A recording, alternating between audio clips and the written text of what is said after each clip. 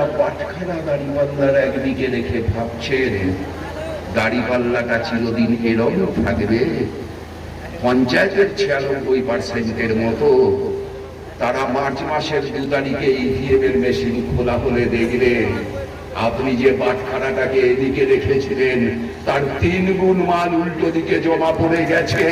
আপনি আর ঠেকাতে পারেননি, আপনি আর আটকাতে পারবেন না।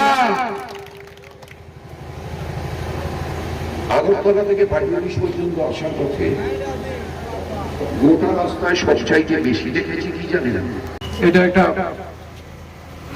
আক্রমণ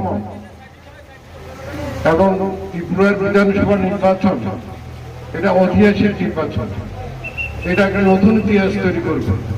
বিজেপিকে দেশ থেকে তাড়াতে হবে, এছাড়া কোনো বিকল্প পাত্র নেই।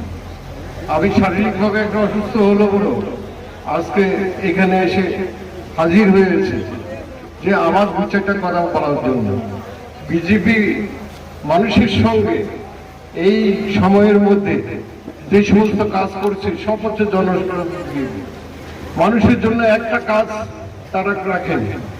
কোন বেকার বলেন, অন্য কথা বলেন, মাননীয় সদস্যরা এখানে আলোচনা করেছেন। আমি এ বিষয়ে কথা বলতে চাই।